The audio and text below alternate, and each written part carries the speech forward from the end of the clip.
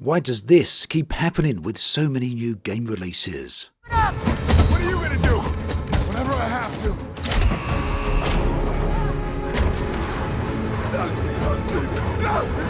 Yes, the frame rates in Callisto Protocol on PC really can be this bad. It's the second time this week that I've been disappointed with performance of a sci-fi title. The other time was with update 14 for Elite Dangerous. You can see right here that we're getting low 20s in certain areas under certain circumstances.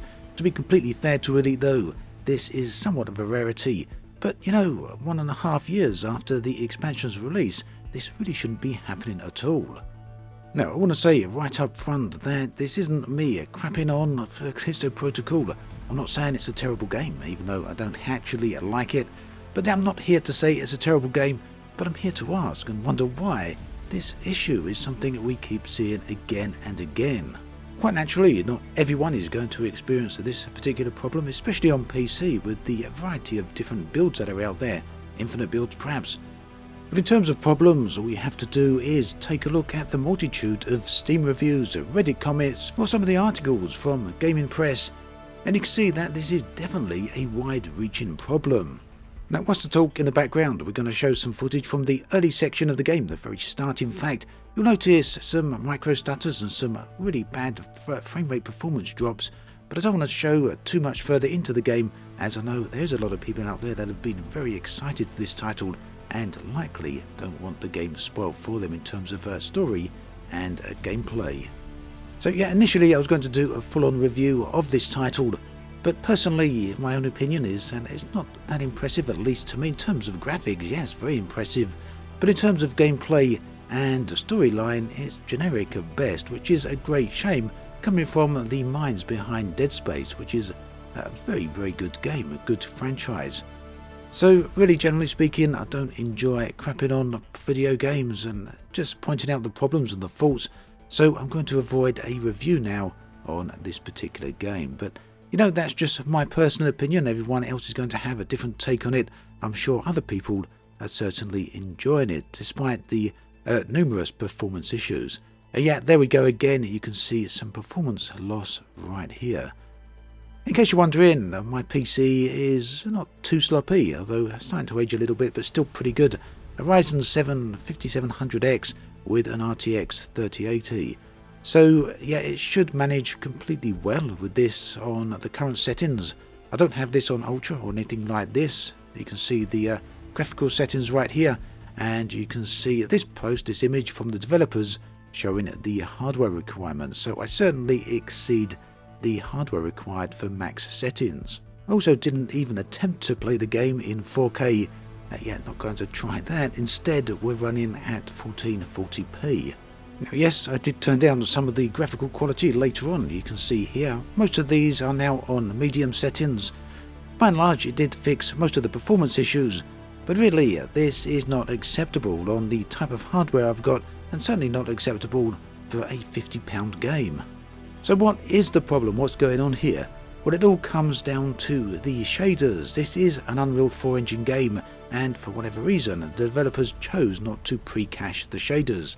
That means that all the calculations and everything else along those lines is being done as the game is running. So you get these pauses while things are loading, and as shaders are being brought in, it's generally causing a lot of problems. More obvious, more apparent on lower end CPUs, but nonetheless, even on higher end CPUs, it's still very much a problem. Now, I hear that the console users, the Xbox Series as well as the PlayStation 5 version, tends to run quite a bit better, but not everything is perfect there either. I think the PlayStation 5 version tends to be the best version so far in terms of performance. The Xbox Series does have some issues, and as yet still doesn't have ray traced reflections. Now, ultimately, I'd like to just put this down to lazy development. I'd like to be able to say, I think it's all down to lazy developers not really wanting to put the effort in or not caring about their end product. But I really don't think that is the case. When it comes to Callisto Protocol, it's clear that the developers had massive passion for this game. They put a lot of heart and a lot of effort into it over a lot of years.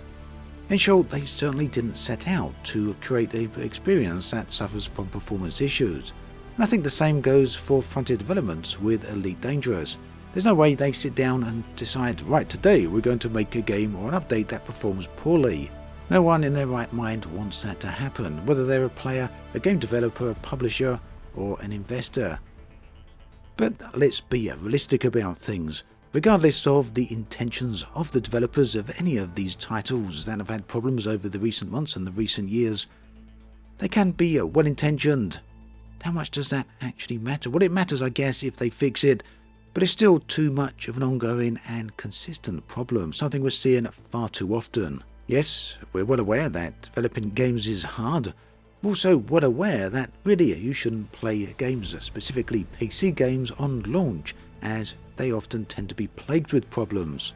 But at what point did this become acceptable? Or if not acceptable, at what point did it become a standard practice?